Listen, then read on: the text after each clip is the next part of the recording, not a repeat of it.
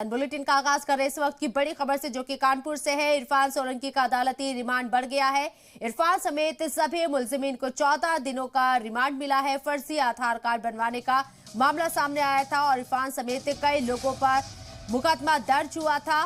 ग्वालटोली थाने में दर्ज हुआ था मुकदमा। ये बड़ी खबर आपको बता रही हैं, जिसमें इरफान सोलंकी का अदालती रिमांड बढ़ा दिया गया है। इरफान समेत सभी मुलजिमीन को 14 दिनों का रिमांड बढ़ाया गया है। फर्जी आधार कार्ड बनवाने के मामले में ये कार्रवाई हुई है और इरफान समेत कई लोगों पर मुकदमा दर्ज हुआ था। श्याम तिवारी कानपुर से हमारे नुमाइंदे मौजूद हैं। मजीद तफसील के लिए उनका रुख करते हैं। श्याम तिवारी, अभी क्या अपडेट इस खबर को लेकर?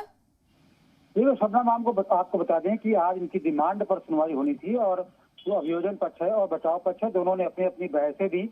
एक तरफ जहां अभियोजन पक्ष है उन्होंने तर्क रखा क्योंकि मामले में विवेचना अभी जारी है और इसके अलावा तमाम साक्ष्यों को संकलित करने के लिए पुलिस की टीम को बाहर जाना है, दिल्ली, मुंबई, तेलंगाना, जहां जहां पर विधायक ने यात्रा की थी और जो फर्जी आधार कार्ड का प्रयोग किया था, इन होटल्स में वो रुके थे, वहां पर उनकी जो आईडी क्या जमा की गई थी, इस तरीके के जो तथ्यों का है उनको संकलित करना है। वहीं वो आधार कार्ड जिसको टेम्पर्ड किया गया था, जिसके आधार पर विधायक का फर्जी आधार कार्ड बनाया गया था, उस आधार कार्ड की बरामदगी अभी बाकी है।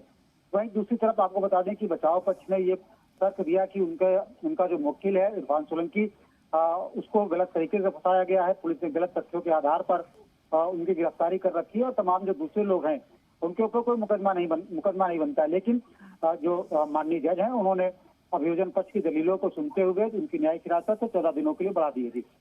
क्या लगता है आगे भी मजीद उनकी राहें जो है मुश्किल हो सकती हैं? देखिए, इरफान सोलंकी की मुसीबतें लगातार बढ़ती जा रही है। इरफान सोलंकी पर सबसे पहले जो आगजनी का केस दर्ज हुआ, उसके बाद वो फरार हुए और उसके बाद ट्रेवलिंग के दौरान उन्होंने फर्जी आधार कार्ड का प्रयोग किया। इस आधार पर पुलिस ने एक और मुकदमा दर्ज किया जिसमें 420, 467, 468 यानी कूट रसीद दस्तावेज बनाना, उसके आधार पर यात्रा करना, तमाम धाराओं में मुकदमा दर्ज किया गया। इनमें तकरीबन 8 लोगों को अभी तक गिरफ्तार करके जेल भेजा जा चुका है। इसके अलावा बता दें कि आप पुलिस के सामने तमाम ऐसे लोग शिकायतकर्ता सामने आ रहे हैं जिनके मामलों में पहले कार्रवाई नहीं हुई। इरफान के रसूख के चलते ये मुकदमे दर्ज नहीं हो पाए। ऐसी 13 शिकायतें पुलिस को मिली थी जिसकी जांच के लिए एक एसआईटी का गठन किया गया। आपको बता दें कि कल रात 2 और मुकदमे इरफान सोलंकी, उनके भाई रिजवान सोलंकी पर दर्ज हुए हैं। इसके साथ ही साथ एक मुकदमे में इरफान सोलंकी के जो चाचा हैं उनको भी नामजद किया गया है। वहीं दूसरे मुकदमे में 22 लोगों को नामजद किया गया है।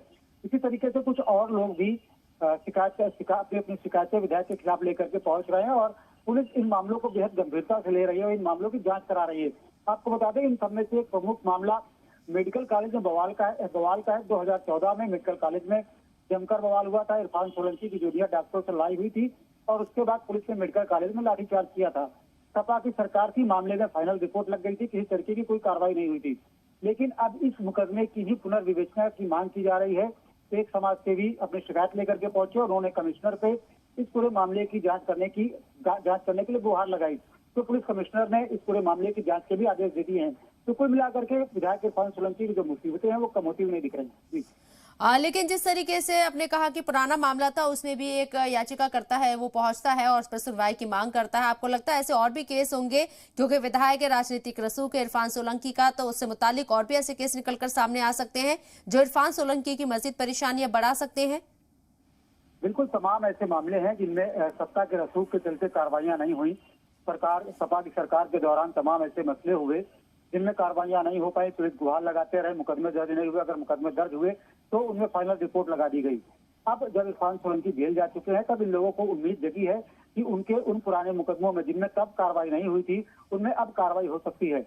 आपको मैंने बताया कि पहले 13 ऐसे मामले सामने आए हैं जिनकी एसआईटी जांच कर रही है। इन 13 मामलों में ही 2 मामले दर्ज किए जा चुके हैं।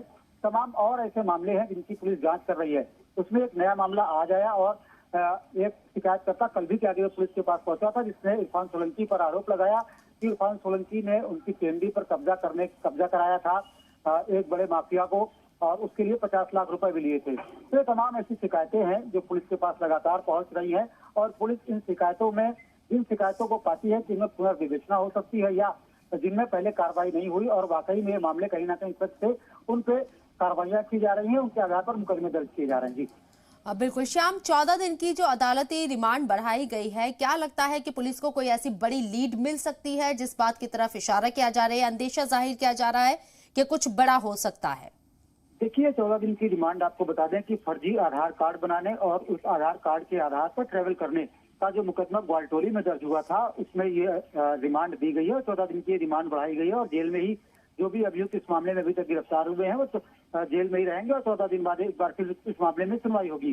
तो पुलिस का तथ्य की दलील ये है कि पुलिस को अभी वो आधार कार्ड बरामद करना है जिस आधार कार्ड के बिहाफ पर विधायक ने यात्रा की थी। इसके अलावा उस शख्स को गिरफ्तार करना है जिसने ये आधार कार्ड बनाया था। तो तमाम ऐसी चीजें हैं जो विवेचना में बाकी हैं। इसके अलावा इसी आधार कार्ड में बताया जा रहा है कि मुंबई में विधायक ने होटल बुक किया था, तो वहां पर किस तरीके के डॉक्यूमेंट जमा किए गए थे, ये जो डॉक्यूमेंटल सबूत हैं उन्हें पुलिस को जुटाना है और इसी बात को आधार बनाया गया है रिमांड के लिए। तो अभियोजन पक्ष ने तमाम दलीलें रखी, इसके बाद 14 दिनों की जो उनको रिमांड है वो बढ़ा दी गई है। जी, इरफान सोलंकी की मुश्किलें बढ़ती हुई नजर आ रही हैं। बहुत बहुत शुक्रिया श्याम आपका तमाम जानकारी हम तक पहुंचाने के लिए। 14 दिन की रिमांड बढ़ा दी गई है इरफान सोलंकी की। इसके साथ ही आपको बता दें कि फर्जी आधार कार्ड बनवाने का मामला है, इसमें इरफान समेत कई लोगों पर मुकदमा दर्ज हुआ है। ग्वालटोली थाने में ये मुकदमा दर्ज हुआ था।